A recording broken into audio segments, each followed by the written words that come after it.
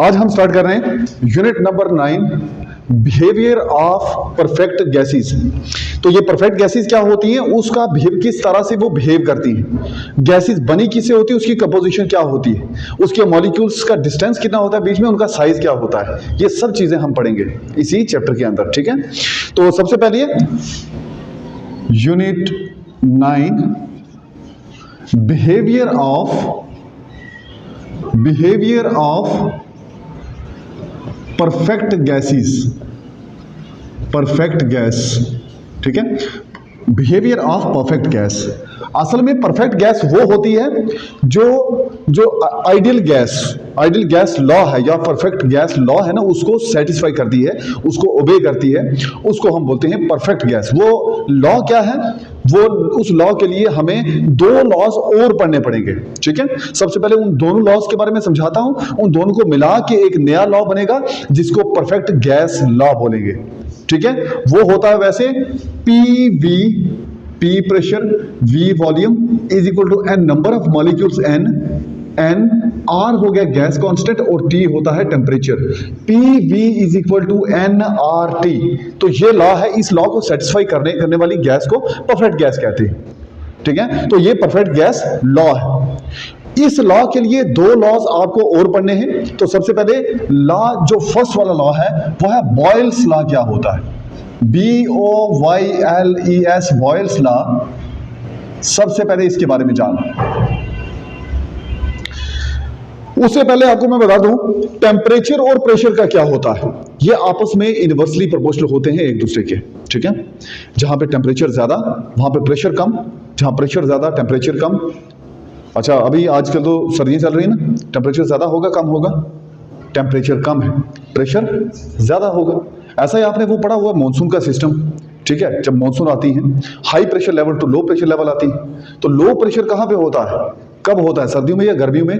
Low pressure तभी होगा जब टेम्परेचर हाई होगा। टेम्परेचर हाई होता है गर्मियों में, इसलिए गर्मियों में मानसून आती है, यहाँ पे तो बारिश बहुत ज्यादा होती है, दरिया आते हैं, सैलाब आते हैं।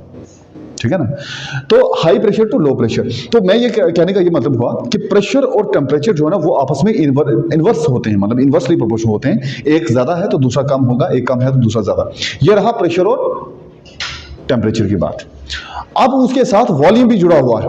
वॉल्यूम के कितने कंटेनर कितना बड़ा है, जिसके बीच में गैस है ना, वो कंटेनर कितना बड़ा है। सेम अमाउंट की गैस डिफरेंट कंटेनर्स में अगर डाली जाए, सबका वॉल्यूम अगर अलग अलग हो, तो जिसका वॉल्यूम ज्यादा होगा उसमें मॉलिक्यूल गैस के दूर दूर होंगे, जिसका वॉल्यूम कम होगा उसमें गैस कंप्रेस्ड होगी, और उसका वॉल्यूम तो कम हुआ ही, साथ में प्रेशर भी बढ़ने लगेगा।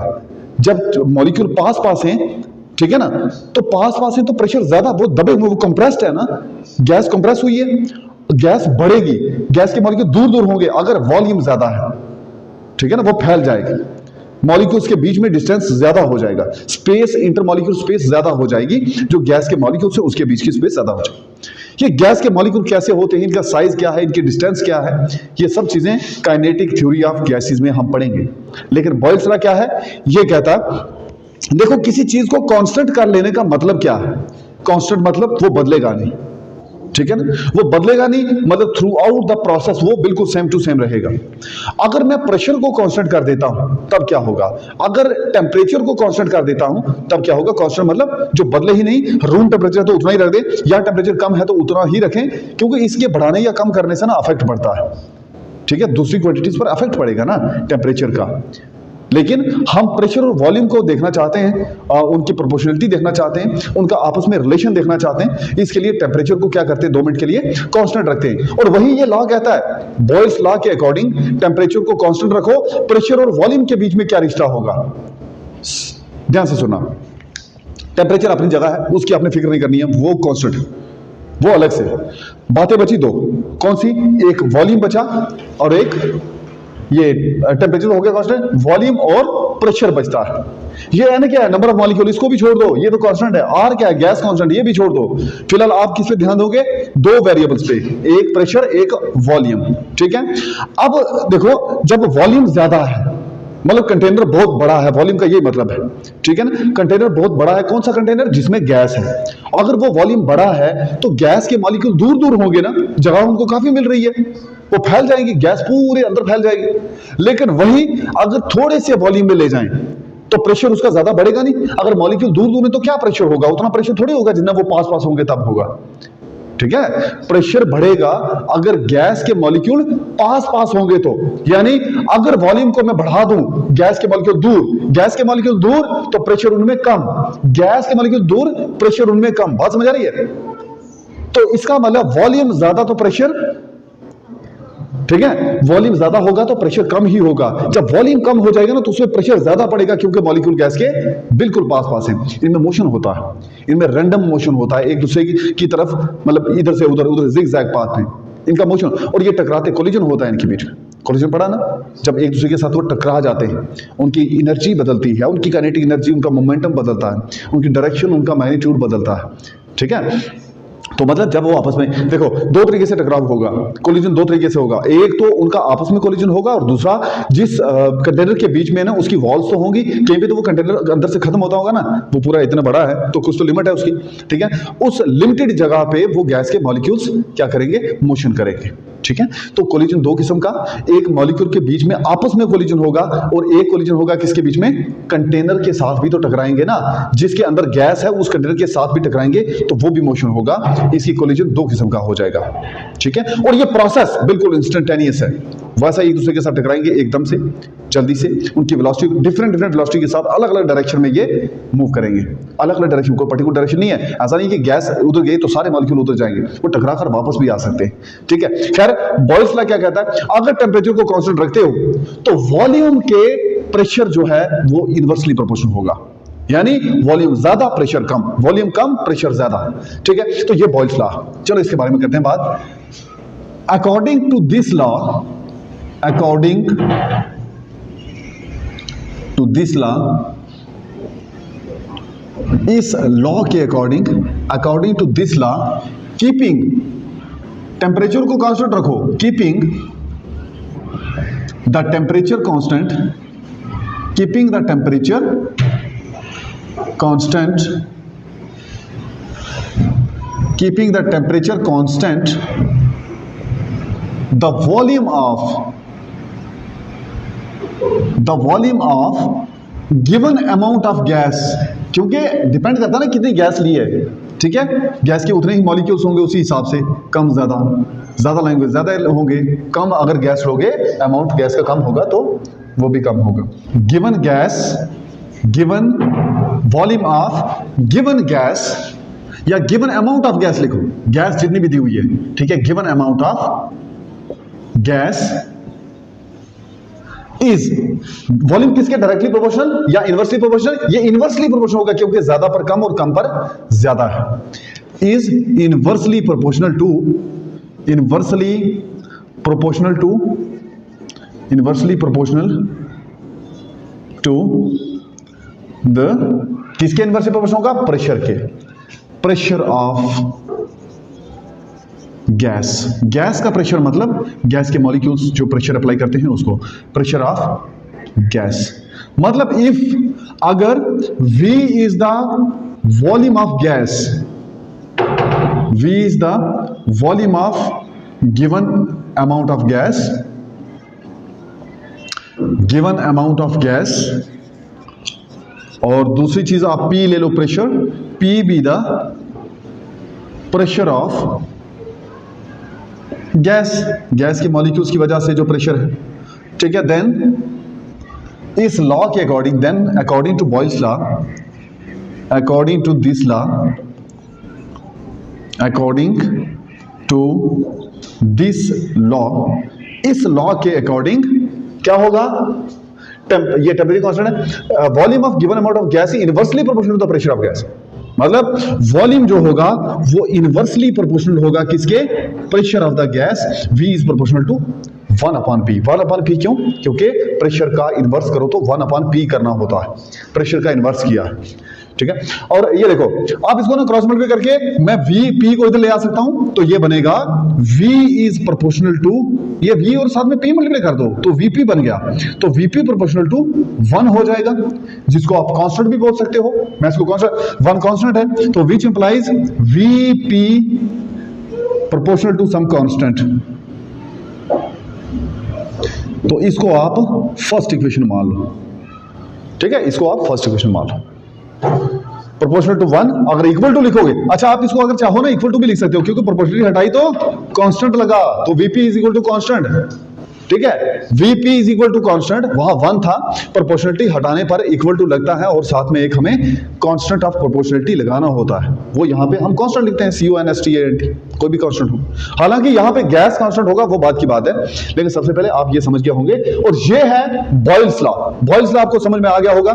अब पढ़ते हैं दूसरा लॉ, जो कि है, जो मैंने आपको बताया कि दो लॉज हैं जिनका यूज करके परफेक्ट गैस लॉ यानी PV is equal to nRT बनेगा, ठीक है। तो वो किससे बनेगा? इन दोनों लॉ से। उसमें सबसे पहला लॉ है बॉयल्स लॉ और दूसरा चार्ल्स लॉ। अब ये चार्ल्स लॉ क्या है, चलो उसको समझ लेते हैं। चार्ल्स लॉ,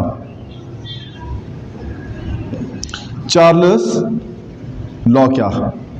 जैसे आपने टेम्परेचर को कांस्टेंट रखा, वैसे ही आप प्रेशर को भी कांस्टेंट रखो। अब प्रेशर को कांस्टेंट रखा तो दो चीजें बच गई, टेम्परेचर और वॉल्यूम।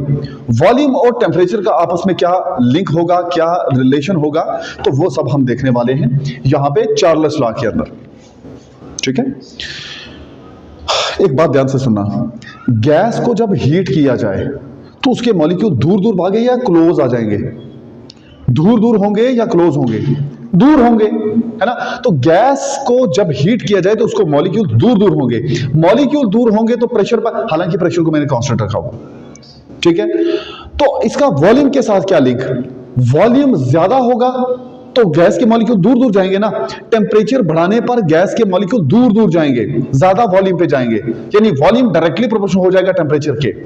अगर कम वॉल्यूम होगा तो उतने दूर नहीं जा पाएंगे, यानी टेम्परेचर बढ़ाने से मॉलिक्यूल दूर गए तो वॉल्यूम ज्यादा हुआ, टेम्परेचर कम करने से उतना ज्यादा मॉलिक्यूल दूर नहीं गए जितने पहले गए। कब? जब टेम्परेचर को राइज किया, ठीक है, तो वो वॉल्यूम कम ही ऑक्युपाई कर पाएंगे। गैस के मॉलिक्यूल ज्यादा वॉल्यूम तब ऑक्युपाई करेंगे जब टेम्परेचर भी ज्यादा होगा, कम वॉल्यूम तभी ऑक्युपाई करेंगे जब टेम्परेचर कम होगा। कम के लिए कम और ज्यादा के लिए ज्यादा, उसको हम बोलते हैं डायरेक्टली प्रोपोर्शनल। इसका मतलब बात हो रही है टेम्परेचर और वॉल्यूम की, यहां पे प्रेशर और वॉल्यूम की। प्रेशर और वॉल्यूम की बात की तो टेम्परेचर को कांस्टेंट रखा था बॉयल्स लॉ में। चार्ल्स लॉ में प्रेशर को कांस्टेंट रखते हुए हम क्या करेंगे, टेम्परेचर और वॉल्यूम का रिश्ता देखेंगे, और टेम्परेचर और वॉल्यूम का ये रिलेशन है कि वो आपस में डायरेक्टली प्रोपोर्शनल है। डायरेक्टली प्रोपोर्शनल मतलब एक बढ़ेगा तो दूसरा बढ़ेगा। टेम्परेचर बढ़ाओगे तो वॉल्यूम दूर दूर होंगे और वॉल्यूम बढ़ेगा। अगर कम वॉल्यूम ऑक्युपाई होगा, इसका मतलब टेम्परेचर भी कम था, और कम टेम्परेचर अप्लाई करने पर वॉल्यूम भी कम ही ऑक्युपाई हुआ। तो इसका मतलब डायरेक्टली प्रोपोर्शनल है, कम के लिए कम और ज्यादा के लिए ज्यादा। आप ये कहोगे according to this law keeping the pressure constant, temperature की जगह प्रेशर लिखोगे। According to this law, according to this law, according to this law keeping the temperature constant, लेकिन यहां पे लिखेंगे keeping the pressure constant, keeping the pressure constant, pressure को constant रखते हुए, according to this law keeping the pressure constant, the volume of given amount of gas, the volume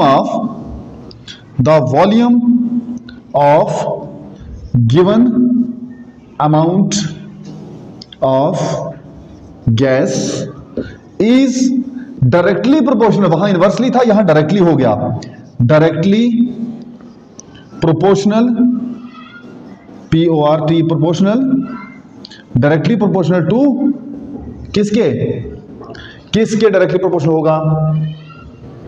directly proportional to temperature, और volume जो है वो directly proportional, तो volume temperature क्या होगा? टू द टेम्परेचर,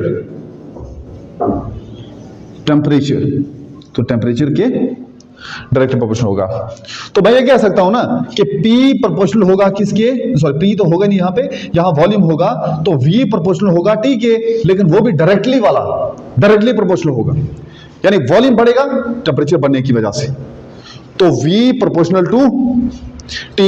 अगर हम यहां पे देखें, इसको T को नीचे ले आए, क्योंकि यहां पे मल्टीप्लाई में है तो वहां जाके डिवाइड में हो जाएगा, या फिर दोनों साइड T से डिवाइड करो तो आपके पास बचेगा V इज प्रोपोर्शनल टू 1, लेकिन क्योंकि T यहां पे आ गया इसलिए, ठीक है, V अपॉन, सॉरी, हाँ ठीक है, V अपॉन T और ठीक है ना, V upon T proportional to 1, V upon T proportional 1।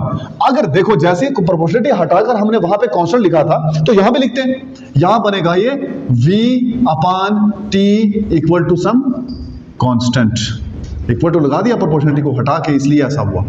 इसको मान लो सेकंड इक्वेशन। तो ये था चार्ल्स लॉ, बॉयस लॉ और चार्ल्स लॉ को पढ़ लिया। अब इन दोनों का यूज करके कैसे परफेक्ट गैस लॉ बनता है, चलो उसको देख लेते हैं, ठीक है। If there are n number of molecules of gas, gas के मॉलिक्यूल अगर मान लो n है, ये n कोई भी नंबर हो सकता है, ज्यादा ज्यादा कम कम, ठीक है, 50 60 70 कुछ भी आप नंबर डाल दो, n इज एनी नंबर, ठीक है। Number of molecules of the gas, obviously बात है मॉलिक्यूल्स ऑफ गैस है तो 1 से शुरू होंगे, नेचुरल नंबर ही होगा कोई, तो कोई भी आप नेचुरल नंबर डाल सकते हो। माइनस कैसे डालोगे, नहीं डाल पाओगे ना, क्योंकि कोई चीज -2 है, -2 मॉलिक्यूल, क्या मतलब है उसका, कुछ भी नहीं है, तो आप नेचुरल नंबर डालना इसमें, ठीक है। तो n number of molecules of the gas, अगर n नंबर, तो देन क्या होगा, then according to Boyle's law के अकॉर्डिंग क्या होगा, Vp इक्वल टू कांस्टेंट था, हम कांस्टेंट के साथ n मल्टीप्लाई कांस्टेंट लिख लेते हैं, n मॉलिक्यूल से भाई कांस्टेंट, ठीक है, n मल्टीप्लाई कांस्टेंट, क्यों, मॉलिक्यूल्स n है। अब दूसरी चीज ये तो था किससे, बॉयस लॉ से, मैं लिख सकता हूं फ्रॉम फर्स्ट या Boyle's law. According to Charles law हमने देखा V upon T is equal to constant, लेकिन n के लिए n मल्टीप्लाई कांस्टेंट, इसको ये कहां से आया था, फ्रॉम सेकंड। अब ऐसा हो गया, इन दोनों को कंबाइन करके मैं बोलूंगा कि ये एक लॉ बन गया नया, इन दोनों लॉज को कंबाइन करके एक नया लॉ, जिसको परफेक्ट गैस लॉ बोलेंगे, ठीक है। तो चलो इनको कंबाइन करते हैं, combining these two we get, combining, आप ऐसा भी कर सकते हो ना, इसको थर्ड इक्वेशन दे दो, इसको फोर्थ इक्वेशन दे दो, और ये बोलो कि combining third and fourth we get, third and fourth equation को हमने कंबाइन किया तो हमें मिला Vp, देखो Vp n constant, V upon T n constant, दोनों चीजें n कांस्टेंट के इक्वल हुई, ठीक है। तो हम इन दोनों को कंबाइन करने पर बोल सकते हैं Vp अपॉन टी, Vp इस साइड, अपॉन टी नीचे, तो बस ठीक है, Vp अपॉन टी, ये भी क्या होगा, n इंटू कांस्टेंट। ये कांस्टेंट जो है ना, ये कौन सा है, कांस्टेंट है गैस कांस्टेंट, तो गैस कांस्टेंट को हम लिखते हैं R से, which implies gas constant Vp upon T, n gas constant है R, तो R लिख दो, where R is gas constant, R gas constant है, ये हमने लिख दिया, R गैस कांस्टेंट।